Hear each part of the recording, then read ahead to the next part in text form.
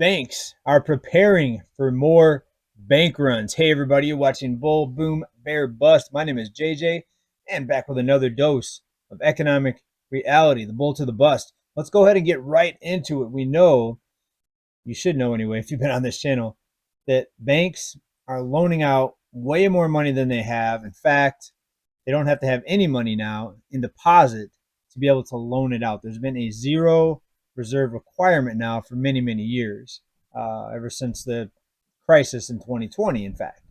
And they haven't been able to re-implement that. In fact, just the talk of re-implementing that to above zero, it was very low before zero, but it crashed, it went all the way down to zero because of an emergency of what was supposed to be a temporary assistance to the banking system. Well, anything above zero, the banks are freaking out about, and they're also very worried about bank runs, right? So we have a whole tsunami. What's the word I'm looking for? We have a multi-pronged problem here with the banks, right? We have the zero reserve requirement, so banks, of course, took advantage of that. The more money they can loan out without having any in deposits, the more money they can make, charging you, well, hopefully not you watching this, but charging people 20 something percent interest on their credit card if they don't pay it off in full each month. And that's about the average rate, 21%.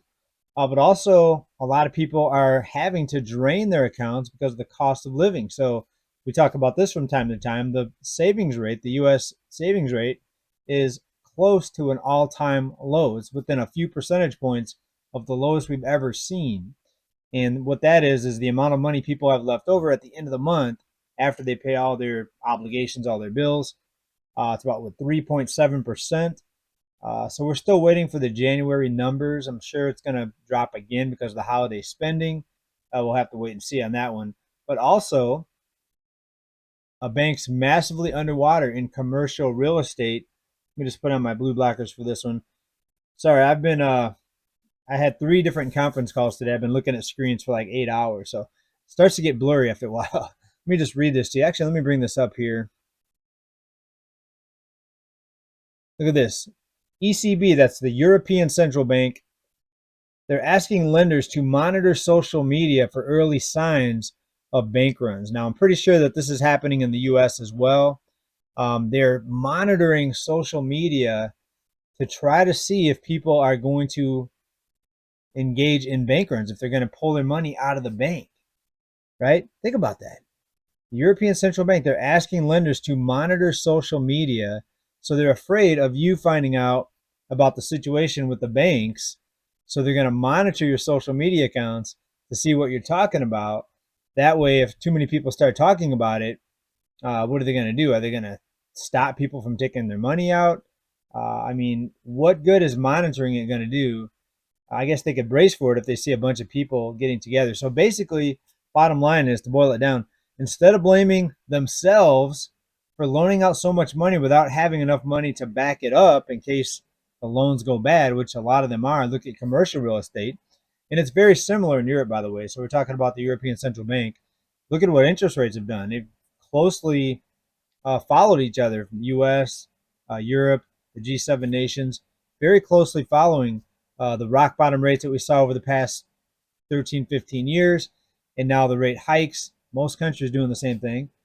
So I think this is happening in the U.S. as well. But why aren't they blaming themselves for loaning out all this money versus monitoring what people are talking about, basically spying on people to try to get in front of people that may be concerned that the banks don't have enough money to cover if people take their money out. So when people take the money out now because the savings is already so low, it's big trouble for the banks. Now, can they just get rescued with a liquidity injection, another bank funding program like the one we saw emerge back in March of 2023? Of course. But the more you do this, the more you prop up the banks, the more inflation is going to go ahead and starting to eat people up even more, eat into people's savings even more. And as we talked about a couple minutes ago, the savings rate already is at near an all-time low.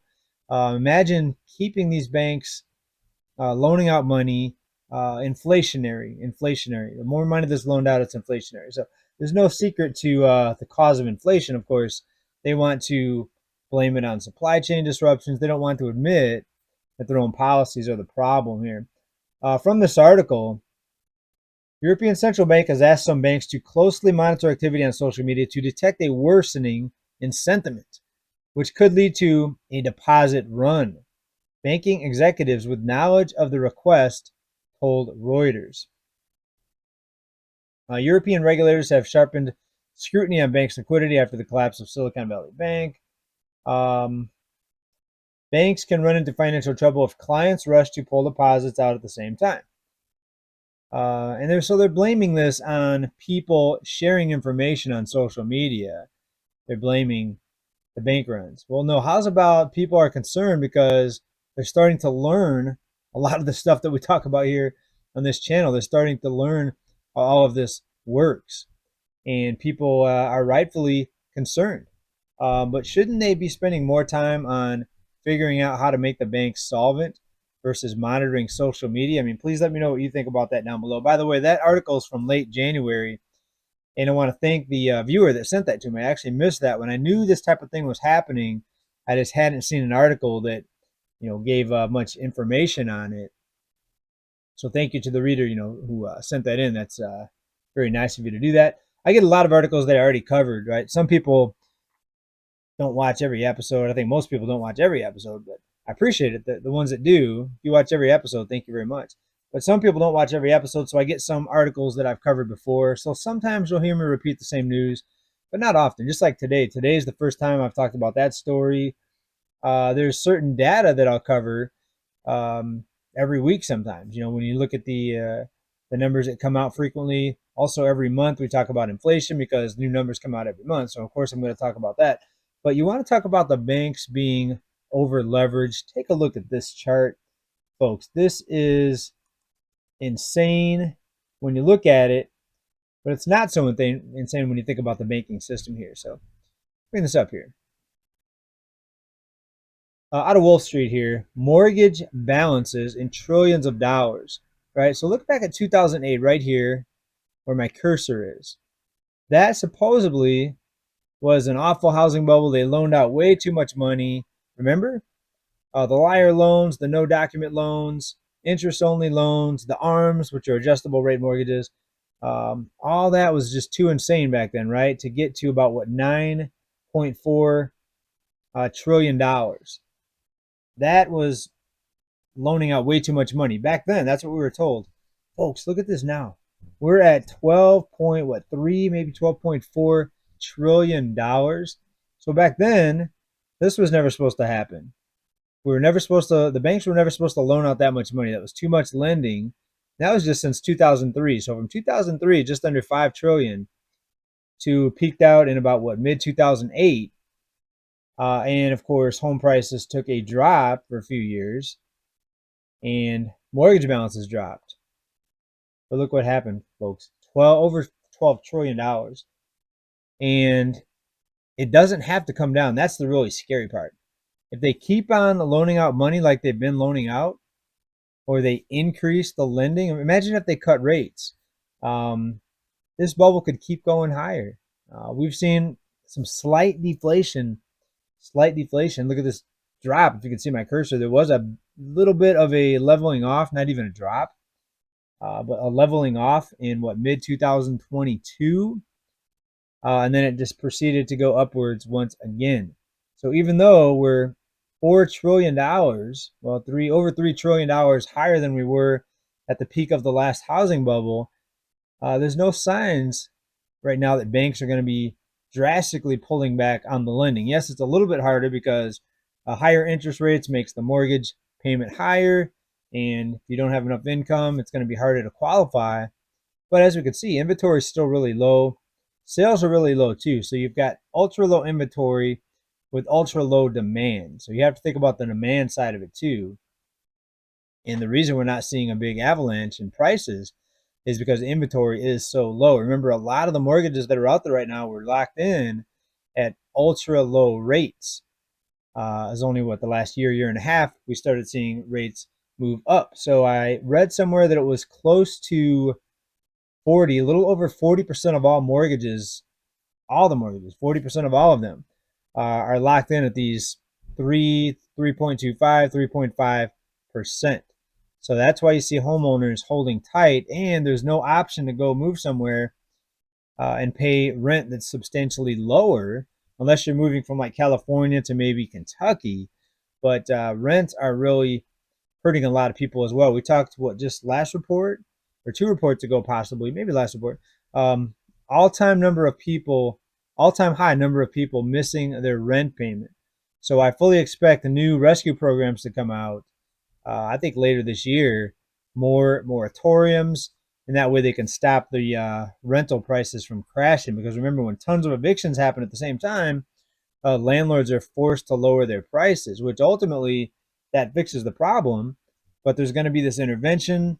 The governments are going to come in and they're going to say, no, we're going to stop this. We don't need people losing their homes, which is on the surface, it sounds like they're doing a good thing. Of course, you don't want to see a bunch of people go homeless, even though it's already happening. I mean, homelessness is breaking records every month, but you don't want to see any more than necessary go homeless. But if you don't allow people to get evicted or people forced to move out, then rental prices will never come down. That's why we're seeing one of the reasons why we're seeing this enormous cost of living, inflation, high rents, high everything is because all this intervention. And like I talked about in my previous report, we need a free market. We need a free market with sound money. That fixes the entire problem, folks. If you go back to a metals based currency where you can only loan out money that you actually have in physical form, in gold or silver or platinum, other metals as well. If you limit the amount of lending, the cost of living comes crashing down because you can only buy what you have physically. You can only loan out what you have physically. So will we ever get there? I think someday. The question is how long. Um, it could be still many, many years away. No one knows the timelines. And I watch a lot of interviews from people that I respect that have been economists and been in the financial world for decades. And even they don't know because this type of thing that we showed you in this chart, the banks continuing to loan out but $12.3 trillion and climbing. It's almost as if the banks aren't afraid of people not paying back the mortgages because they'll just know that the money's going to come back in through the back door from the lender of last resort. All right. So let's move on to some other news here, folks. I just wanted to show you that chart because it's off the chain outrageous. Farmers feeling the pinch of this inflation. Farmers expected to see incomes crash by the most since 2006. A new report from the Department of Agriculture forecasts U.S. farmers are poised for yet another year of financial misery. The most significant decline in incomes in almost 2 decades. And it's inflation eating these farmers up. The cost of feed, the cost of fertilizer, the cost of energy to run the tractors. It's outrageous. And we're supposed to expect to see food prices come down. That's what they're telling us. They're saying inflation is slowing. Does it mean prices are coming down? Not overall. I mean, a couple areas here and there, but prices are still going up and they're talking about cutting rates. So you tell me what's going to happen in this environment. We already have lending, just no sign of stopping, even though they're monitoring your social media to see if you're going to pull your money out of the bank. But yet they're not pulling back on the lending. Nope, we can't do that. We have to watch you, though, and see what you're talking about. Crazy, folks. Let me know what you think about all this down in comments. And a couple quick shout outs here before we wrap this up. Thank you for the people that support this channel. Let me talk to my super chats, or what's it called? Super thanks. Let me talk to my super thanks people here real quick. Maria Rivero, thank you very much for your kind donation. Christopher Quinn, thank you very much. I really, really appreciate it. I appreciate all of you being here. And, we'll see you next time. We'll see you soon. I'll be back here with another dose of economic reality very soon. Bye for now. Peace.